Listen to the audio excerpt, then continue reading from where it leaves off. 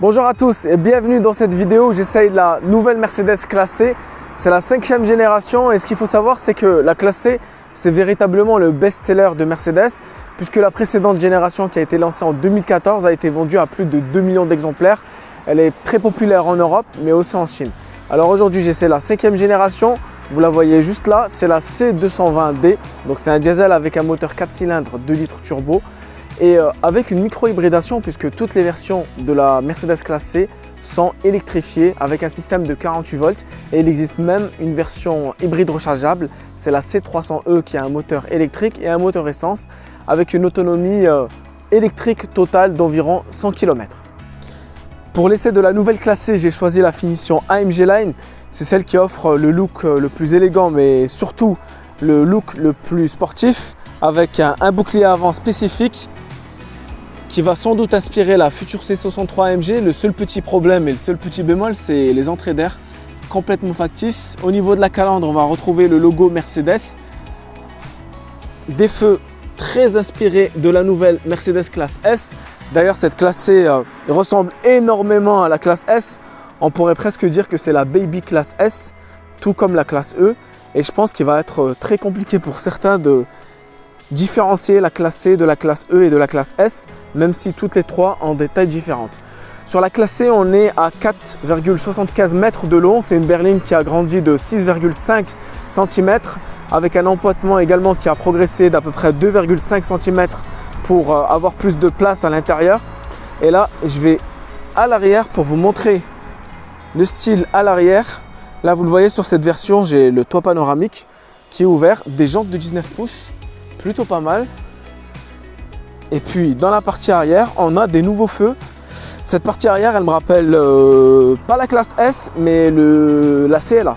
Voilà, c'est entre la classe C, même moi je m'y perds, entre la classe C et le CLA, on a un arrière qui est vraiment très très proche.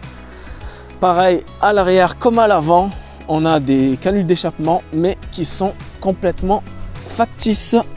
Si l'extérieur a évolué, à l'intérieur on a quelque chose de radicalement différent. En toute objectivité, je crois qu'on a ici l'un des plus belles intérieurs actuellement sur le marché avec ce volant spécifique à la finition AMG Line. Au niveau des contreportes, on a les boutons pour le réglage des sièges, donc je peux avancer le siège ou le reculer.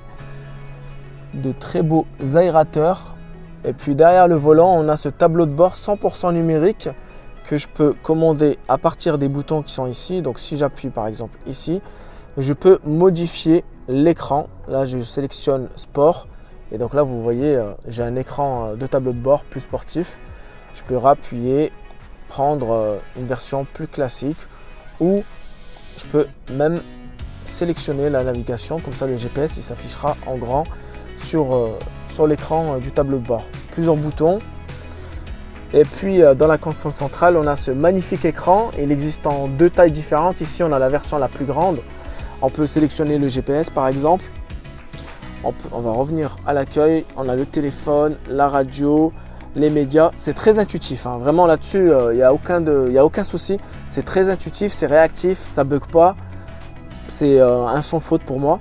On peut également jouer sur la climatisation ou on peut le dire, hein, tout simplement on peut le demander à Mercedes. Hey Mercedes! Oui, s'il vous plaît. Est-ce que tu peux régler la température à 20 degrés? Ok, je règle la température sur 20 degrés. Voilà, donc la température à 20 degrés, il suffit juste de lui demander. On peut faire la même chose pour lui demander de nous guider à un lieu par exemple. En dessous de l'écran, on a ce bouton pour sélectionner les modes de conduite, le mode éco, on a le mode confort, on a le mode sport et individuel. On peut sélectionner, donc là c'est pour une vue 360 degrés autour de la voiture, voilà. On a également ce bouton pour accéder aux paramètres du véhicule comme l'affichage tête haute, l'USP, etc., etc.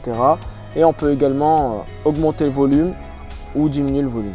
Un peu plus bas, on a un espace de rangement. Et on a un second espace de rangement ici. Au niveau des places d'arrière, je vais m'installer pour vous montrer l'espace qu'il y a. Là, le siège avant est réglé selon ma position de conduite. Et là, vous voyez, hein, j'ai assez de place pour les jambes. aucun problème là-dessus. Je ferme la porte. J'aime beaucoup ces inserts lumineux ici. Et ici on a l'haut-parleur. Et puis là, vous le voyez, hein, vraiment c'est le grand luxe. Accoudoir central qu'on peut rabattre. On se sent bien à l'arrière, hein, aussi bien à l'arrière qu'à l'avant. On va jeter un coup d'œil au coffre électrique.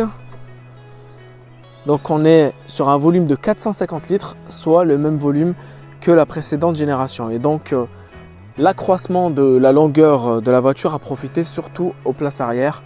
Le coffre reste inchangé.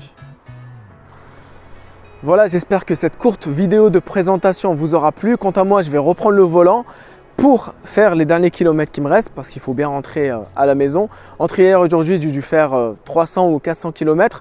D'ailleurs, si vous voulez connaître mes impressions de conduite, vous les retrouverez juste en dessous dans l'article. Et si vous voulez aller à l'essentiel, vous allez dans le sommaire, vous cliquez sur conduite et puis vous trouverez votre bonheur. Je vous dis à la prochaine. Ciao!